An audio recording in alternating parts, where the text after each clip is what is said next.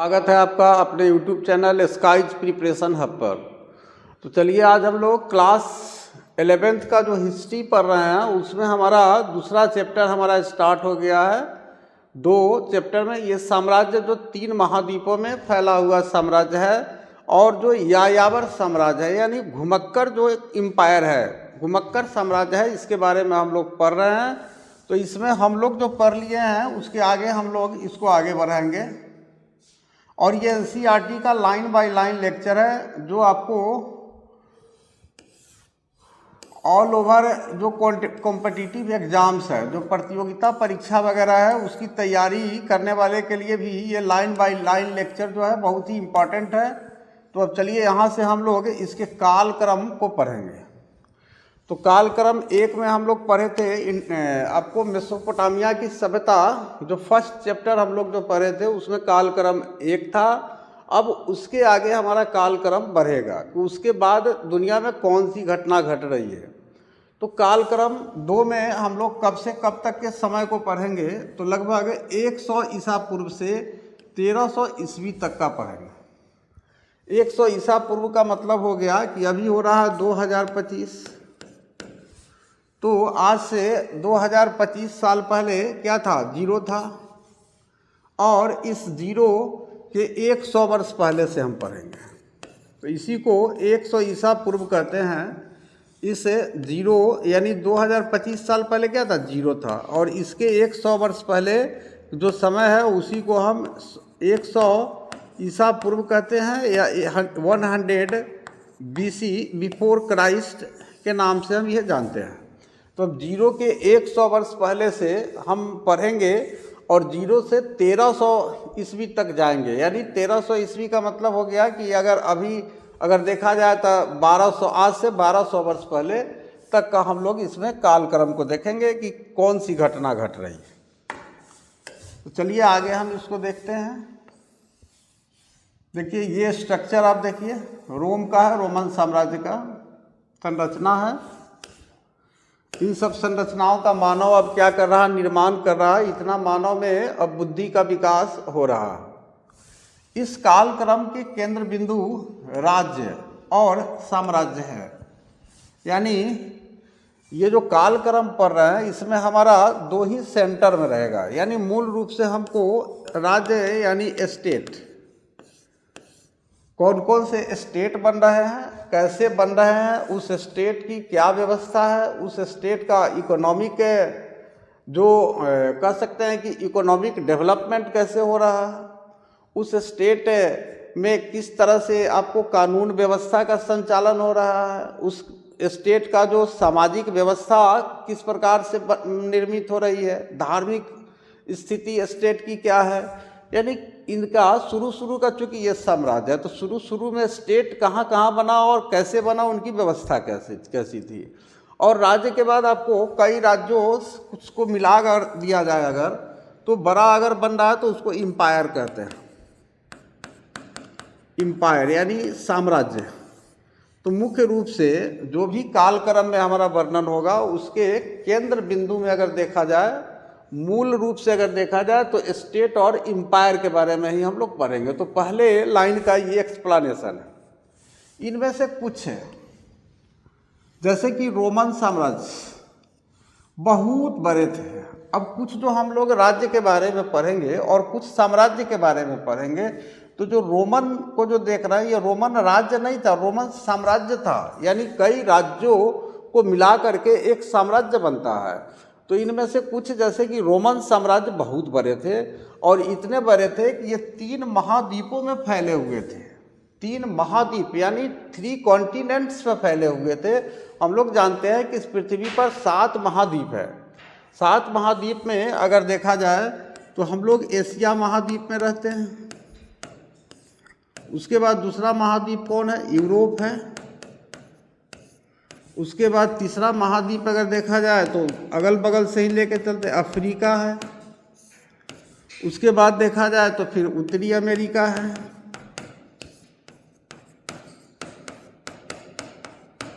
उसके बाद का महाद्वीप अगर देखा जाए तो फिर दक्षिणी अमेरिका है, साउथ अमेरिका। ये सब पृथ्वी पर महाद्वीप है और इस एक महाद्वीप के अंदर कई देश है। उसके बाद अगर देखा जाए तो आपका ऑस्ट्रेलिया है। तो इस तरह से देखिए 1 2 3 4 5 6 और एक महाद्वीप है जो अंटार्कटिका। तो अंटार्कटिका क्षेत्रफल की दृष्टि से सबसे बड़ा महाद्वीप है, लेकिन ये क्या है, बर्फ से ढकी हुई है। तो यहाँ पर कोई इंसान नहीं रहता, बर्फ से ढकी हुई है। तो इस तरह से अगर आप देखिए तो इसमें से 3 महाद्वीपों में ये रोमन साम्राज्य फैला हुआ है, जिसमें से एशिया में भी फैला हुआ है, यूरोप में भी फैला हुआ है और अफ्रीका। एशिया, यूरोप और अफ्रीका, ये 3 जो महाद्वीप देख रहे हैं इसमें रोमन साम्राज्य फैला हुआ है। तो जो भी हमारा कालक्रम होगा उसके केंद्र बिंदु में स्टेट और एम्पायर होंगे, राज्य और साम्राज्य होंगे। तो उनमें से सबसे बड़ा जो साम्राज्य है वो रोमन साम्राज्य है और ये 3 महाद्वीपों में फैले हुए थे। तो ये कॉन्सेप्ट आप एनसीईआरटी का पूरी तरह से आपके दिमाग में समझ में आ रहा होगा अगर लेक्चर ठीक से समझेंगे तो। इस समय प्रमुख धार्मिक और सांस्कृतिक परंपराएं विकसित हुई। अब देखिए जिस समय रोमन साम्राज्य की स्थापना हो रही है उस समय प्रमुख धार्मिक और सांस्कृतिक ट्रेडिशंस, परंपराएं विकसित हो रही है। अब देखिए धार्मिक और सांस्कृतिक, यानी सांस्कृतिक का मतलब हो गया कि हमको अपने जीवन जीने का जो तरीका है उसमें अब धर्म शामिल हो जा रहा है, कपड़े पहनने और खान पान के तरीके शामिल हो जा रहे हैं। तो इन सब तरीकों को हम धार्मिक और सांस्कृतिक परंपरा कहते हैं। तो इन सब का विकास हो रहा है और क्या हो रहा है, और बौद्धिक गतिविधियों से जुड़ी संस्थाओं का उदय हुआ। और किस तरह से लोगों का बौद्धिक विकास होगा, बुद्धि का विकास होगा, उनके ज्ञान का विकास होगा। तो इन सब गतिविधियों से जुड़ी इंस्टीट्यूशंस बन रहे हैं, संस्थाएं बन रहे हैं रोमन साम्राज्य में। उसके बाद पुस्तकें लिखी गई, किताबें लिखी जा रही है। पहले कहाँ आप देखते थे मेसोपोटामियन सिविलाइजेशन में कि आपको पट्टिकाएं मिलती थी, मिट्टी की पट्टिकाओं पर आपको लेखन कार्य किया जाता था और वो भी ऐसी लिपियों में जो लिपि हम कह सकते हैं कि वो आपको क्यूनिफॉर्म लिपि वगैरह थी, किलाकार लिपि ये सब थी।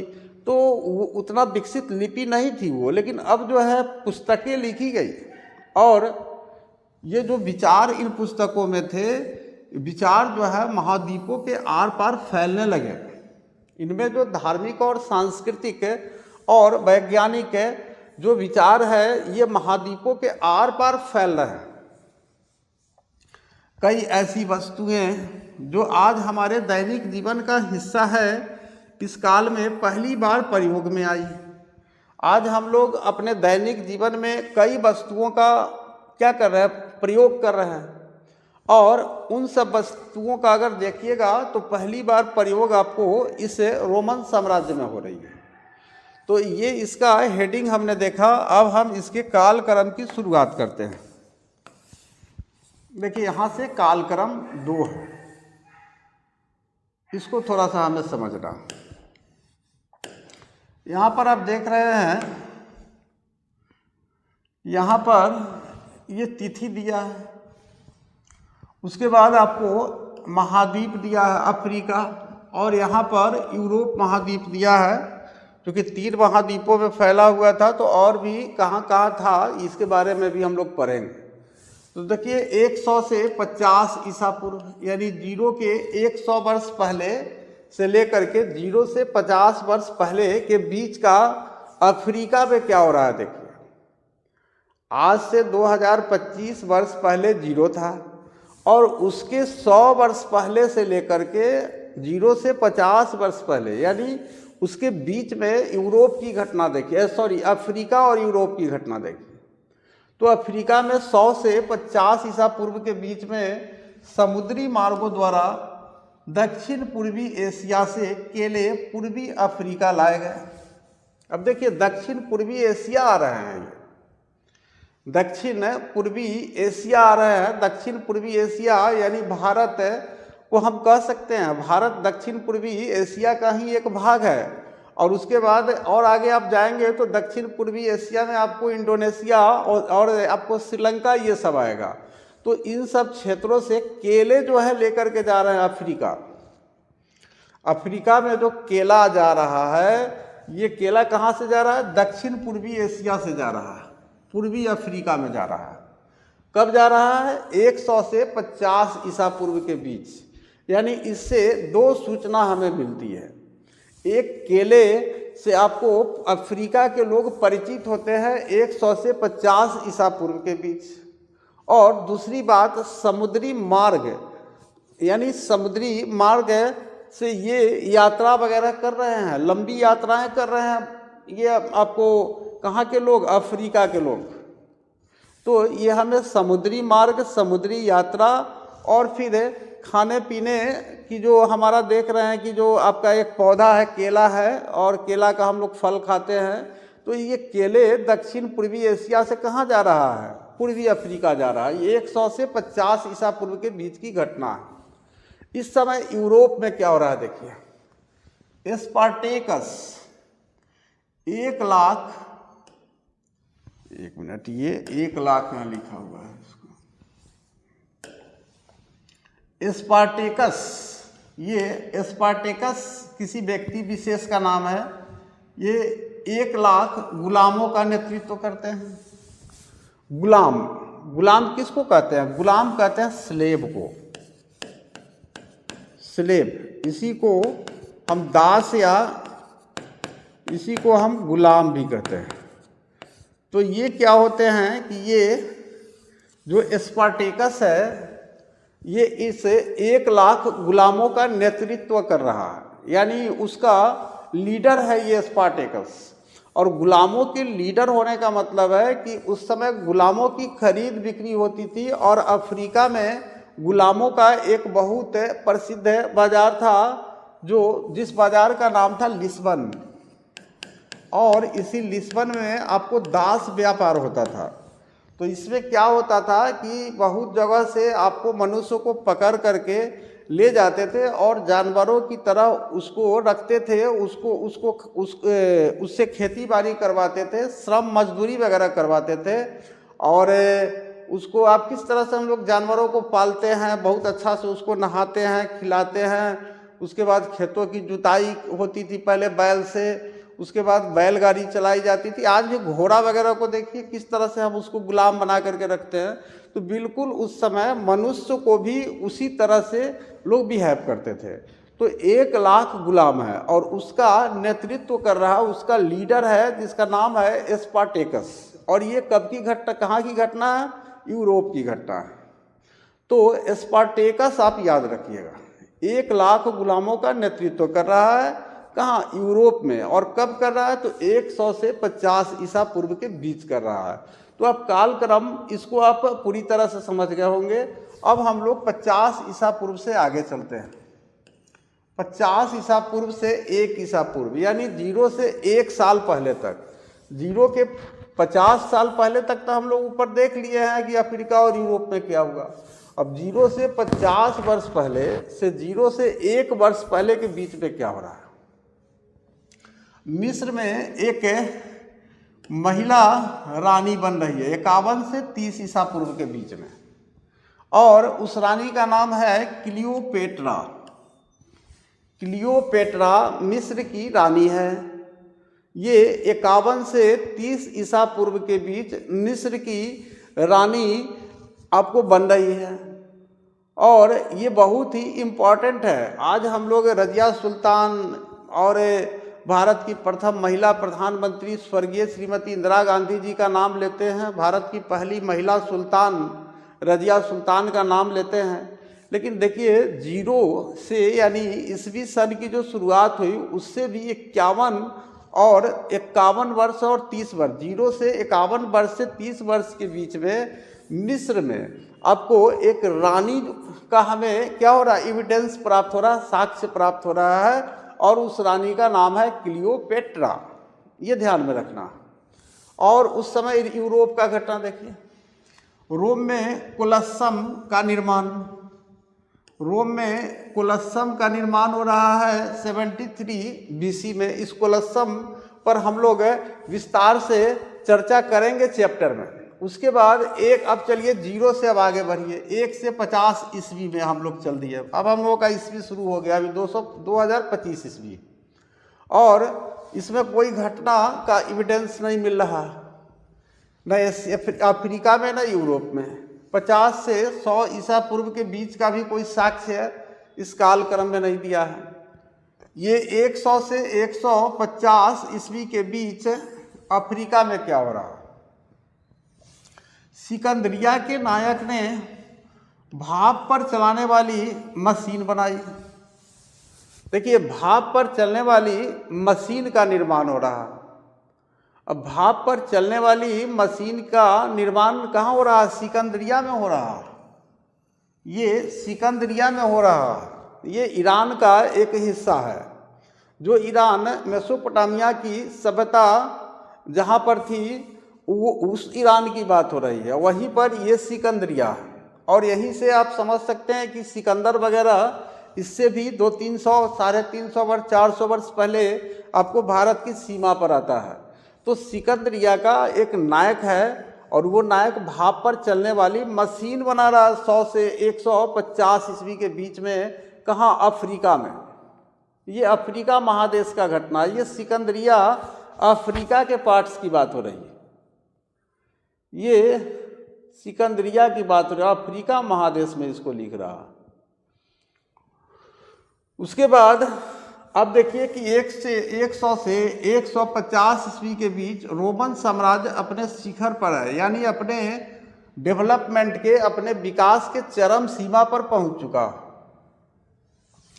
150 से 200 ईस्वी के बीच की घटना देखिए। सिकंदरिया के टॉलेमी ने भूगोल पर एक पुस्तक लिखी। टॉलेमी एक भूगोलवेत्ता था। तो ये सिकंदरिया का है टॉलेमी, और बहुत ही प्रसिद्ध भूगोलवेत्ता है। और ये टॉलेमी पहली बार भूगोल पर, ज्योग्राफी पर एक बुक लिख रहा है 150 से 200 ईस्वी के बीच में। 200 से 250 ईस्वी के बीच हमें अफ्रीका या यूरोप में कोई साक्ष्य प्राप्त नहीं होता है। 250 से 300 ईस्वी के बीच भी कोई साक्ष्य हमें नहीं प्राप्त हो रहा है। अब 300 से 350 ईस्वी के बीच देखिए तो एक्सम 330 ईस्वी में ईसाई धर्म की शुरुआत हो रही है। 300 से 350 ईस्वी के बीच 330 ईस्वी है, उसी में एक्सम में ईसाई धर्म की शुरुआत हो रही है। क्रिश्चियनिटी स्टार्ट हो रहा है एक्सम में। ऐसा नहीं है ईसाई धर्म का आपको जन्म 330 में हो रहा है। ईसाई धर्म का अगर जन्म देखिए तो ईसा मसीह के जन्म के साल से ही ईस्वी सन स्टार्ट होता है, तो 1 ईस्वी के आसपास ही आपको शुरू हो जाता है ईसाई धर्म की स्थापना, या फिर कह सकते हैं कि थोड़ा बाद में होता है। लेकिन ये एक्सम में ईसाई धर्म की शुरुआत दे रहा है, तो 330 को ही हम मान लेते हैं। 330 में इसकी शुरुआत हो रही है। ये अफ्रीका का घटना दे रहा है। और 300 से 350 ईस्वी के बीच यूरोप में देखिए कॉन्स्टेंटाइन सम्राट बनते हैं और कुंस्तुनतुनिया नगर की स्थापना करते हैं। ये कॉन्स्टेंटाइन जो है ये आपको कुंस्तुनतुनिया नगर की स्थापना कर रहा है। और इसी कुंस्तुनतुनिया पर जब अरबों का आक्रमण हो जाएगा और अरब कुंस्तुनतुनिया पर कब्जा कर लेंगे, तो यूरोप के लोगों के दक्षिण पूर्वी एशिया यानी भारत, इंडोनेशिया आने का जो स्थल मार्ग है वो बंद हो जाएगा। क्योंकि कुंस्तुनतुनिया से होकर ही यूरोप के लोग दक्षिण पूर्व एशिया मसाला का व्यापार करने के लिए आते थे। और जब कुंस्तुनतुनिया अरबों पर जब अरबों का कब्जा हो जाएगा, तब ये समुद्री मार्ग का खोज करेंगे दक्षिण पूर्व एशिया यानी भारत आने के लिए।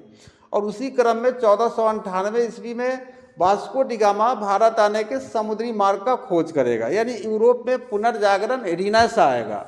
तो ये घटना 300 से 350 ईस्वी के बीच में इसी कुंस्तुनतुनिया नगर की स्थापना कॉन्स्टेंटाइन सम्राट कर रहे हैं। 350 से 400 ईस्वी के बीच अफ्रीका का कोई एविडेंस नहीं प्राप्त हो रहा है और यूरोप में रोमन साम्राज्य का पूर्व और पश्चिम में दो बराबर भागों में विभाजन हो जा रहा है। रोमन साम्राज्य जो 3 महाद्वीपों में फैला हुआ साम्राज्य है, यह पूर्वी रोमन साम्राज्य और पश्चिमी रोमन साम्राज्य 2 भागों में इसका डिवीजन हो जा रहा है, तो कमज़ोर होगा ये। 400 से 450 ईस्वी के बीच में अफ्रीका का देखिए क्या साक्ष्य, यूरोप के वैंडल लोगों द्वारा उत्तर अफ्रीका में राज्य की स्थापना 429 ईस्वी में हो रहा है। यूरोप के वैंडल लोग हैं, ये वैंडल पीपल्स है यूरोप के, ये लोग आ रहे हैं और उत्तरी अफ्रीका में 429 ईस्वी में अपना स्टेट का स्थापना कर रहे हैं। उसके बाद 400 से 450 ईस्वी के बीच यूरोप की घटना देखिए, उत्तर और मध्य यूरोप के कबीलों का रोमन साम्राज्य पर आक्रमण। अब यूरोप का जो कबीला है, जनजाति है, ये कबीला है, ये उत्तर और मध्य यूरोप यानी नॉर्थ यूरोप और मिडिल यूरोप का जो कबीलाई सोसाइटी है, वो क्या करता है कि रोमन एम्पायर पर अटैक कर रहा है 400 से 450 ईस्वी के बीच में। 450 से 500 ईस्वी के बीच में हमें कोई साक्ष्य नहीं मिल रहा है। और देखिए गॉल, ये फ्रांस में है, तो यहाँ के क्लोविस का ईसाई धर्म को अपनाना 496 ईस्वी में। गॉल यानी फ्रांस का ये क्लोविस है, ये क्लोविस है, आप कह सकते हैं कि क्लोविस है, ये गॉल यानी फ्रांस का ही एक स्थल है गॉल, और उसी गॉल का रहने वाला है क्लोविस। वो ईसाई धर्म को एडॉप्ट कर रहा है, उसको स्वीकार कर रहा है 496 ईस्वी में। ये देखिए 450 से 500 ईस्वी में हम कह सकते हैं कि फ्रांस तक ईसाई धर्म का विस्तार हो रहा है। 500 से 550 ईस्वी के बीच हमें अफ्रीका में कोई साक्ष्य नहीं मिलता है, लेकिन यूरोप में देखिए, इटली में सेंट बेनेडिक्ट द्वारा एक मठ की स्थापना 526 ईस्वी, एक ईसाई मठ की स्थापना हो रही है इटली में। और इटली रोमन साम्राज्य का ही एक हिस्सा है, तो उस ईसाई मठ की स्थापना 526 ईस्वी में कौन कर रहा है? एक ईसाई सेंट कर रहा है जिसका नाम है सेंट बेनेडिक्ट। और उसके बाद और आगे देखिए, इंग्लैंड में सेंट ऑगस्टीन, ये दूसरा संत है, ईसाई संत, इसके द्वारा ईसाई धर्म की शुरुआत 596 ईस्वी में। यानी कह सकते हैं कि इंग्लैंड के पहले इटली में आपको ईसाई धर्म की शुरुआत हो जा रही है। और अगर सबसे पहले अगर देखा जाए तो ये एक्सम में ईसाई धर्म की शुरुआत हो रही है 330 ईस्वी में। और 496 में गॉल फ्रांस का जो क्लोविस है, ये ईसाई धर्म को अपना रहा है। इटली में सेंट बेनेडिक्ट द्वारा एक मठ की स्थापना 526 ईस्वी में हो रही है। इंग्लैंड में इटली के बाद 70 वर्ष बाद 596 ईस्वी में ईसाई धर्म की शुरुआत हो रही है। और ग्रेगो महान, ये 590 ईस्वी द्वारा रोमन कैथोलिक चर्च की नींव रखना, कैथोलिक चर्च का नींव रख रहा है। हम जानते हैं कि जैसे इस्लाम धर्म शिया और सुन्नी में विभाजित है, हिंदू धर्म कई उप संप्रदायों में विभाजित है, संप्रदायों में विभाजित है, उसी तरह से जो ईसाई धर्म है वह 2 भागों में विभाजित है। एक का नाम है प्रोटेस्टेंट और एक का नाम है कैथोलिक। तो यहाँ देखिए, ये कैथोलिक की बात हो रही है, कैथोलिक ईसाई की बात हो रही है। तो ये ग्रेगो महान 590 ईस्वी में रोम में क्या करता है? रोमन कैथोलिक चर्च की नींव रख रहा है। और ये सब आपको प्रोटेस्टेंट चर्च है ऊपर वाला, और ये 590 में ग्रेगो महान द्वारा रोमन कैथोलिक चर्च की नींव रखा जा रहा है। उसके बाद हम लोग एक पेज इसका हम लोग देखेंगे, लेकिन ये तो लंबा है, इसको यहाँ तक हम लोग कालक्रम को देखें, इसको 1300 ईस्वी तक है। इसको 1300 के बाद फिर यहाँ एशिया और दक्षिण एशिया, तो ये एक लेक्चर में आपका समाप्त नहीं होगा, तो इसको हम लोग क्या करते हैं 550 तक हम लोग देख लिए, 700 ईस्वी तक हम लोग इसको ले चलते हैं। 1100, 1200, 1300 है, तो 650 ईस्वी तक से 700 तक ले चलते हैं, आधा पर इसको समाप्त करेंगे। तो इस तरह से 550 से 600 ईस्वी के बीच ये अफ्रीका में हमें कोई एविडेंस नहीं मिलता है और यूरोप में भी कोई साक्ष्य नहीं मिलता है। 600 से 650 ईस्वी के बीच आप अफ्रीका में देखिए, कुछ मुसलमानों का अबिसीनिया 615 से प्रवास हिजरा, यहाँ कुछ मुसलमानों का अबिसीनिया से प्रवास हो जा रहा। अब ये समझिए कि मुसलमान आ गए, यानी एक नया धर्म आ गया। तो जैसा हम लोग जानते हैं कि 570 ईस्वी में आपको मक्का में हजरत मोहम्मद का जन्म हो रहा है और 622 ईस्वी में ये मक्का से मदीना के लिए प्रस्थान कर रहे हैं। तो ये हजरत मोहम्मद की मक्का से मदीना की जो यात्रा है, इसी यात्रा को हिजरा या हजरत कहा जाता है।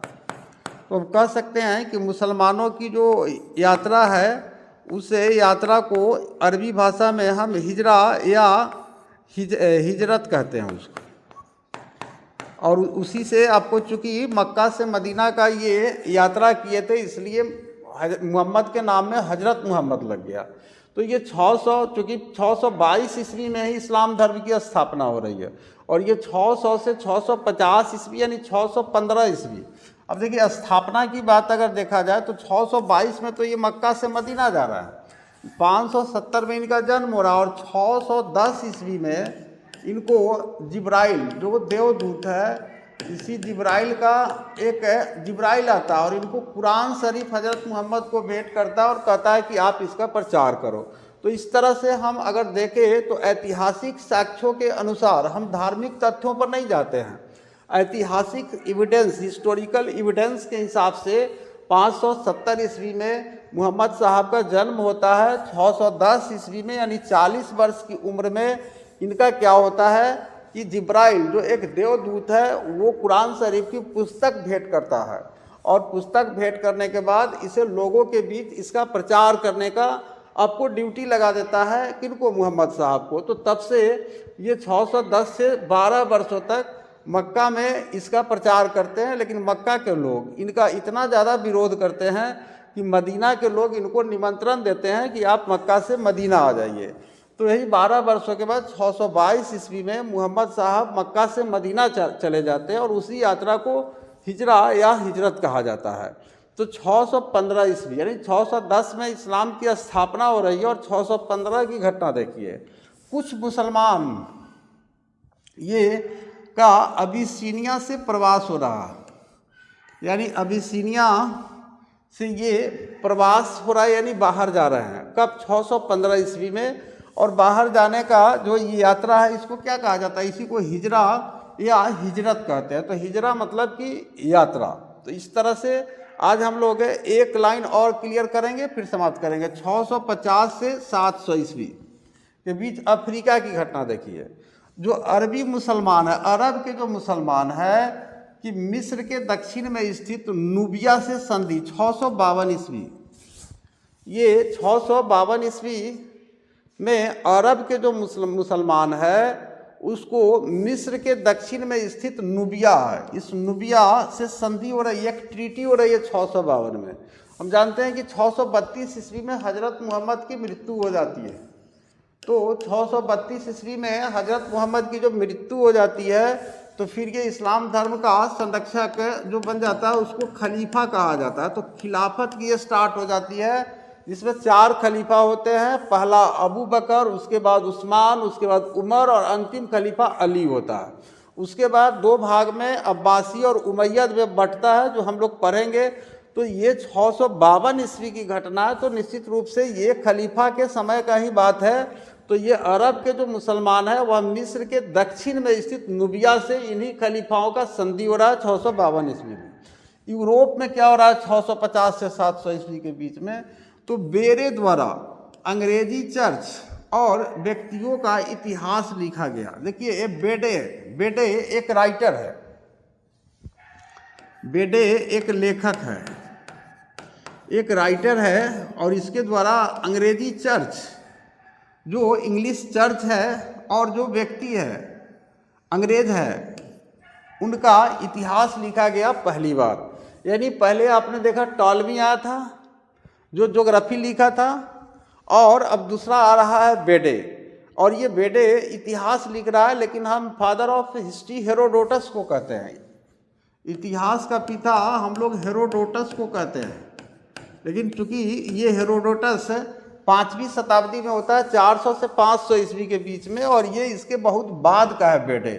तो ये यूरोप में आपको बेडे को कह सकते हैं कि यूरोप में बेडे पहला व्यक्ति था जो अंग्रेजी चौड़ व्यक्ति का हिस्ट्री लिख रहा है, इतिहास लिख रहा है। लेकिन इतिहास का पिता अगर कहा जाए, फादर ऑफ हिस्ट्री अगर कहा जाए, तो हेरोडोटस आएगा। तो हम लोग कालक्रम 2 जो पढ़ रहे हैं उसमें आज हम लोग आधा दूरी आपको एशिया और अफ्रीका और यूरोप में हम के बीच में हम लोग आधा दूरी तय किए, 650 से 700 ईस्वी। अगले दिन हम लोग इसको आगे बढ़ाएंगे। तो चलिए, आज हमारा क्लास 11th हिस्ट्री का लेक्चर यही समाप्त होता है। अगले लेक्चर को हम आगे पढ़ेंगे इसको। और आप लोगों से भी रिक्वेस्ट है कि चैनल को सब्सक्राइब कीजिए, अपने दोस्तों के बीच भेजकर उनसे भी कहिए कि सब्सक्राइब करें।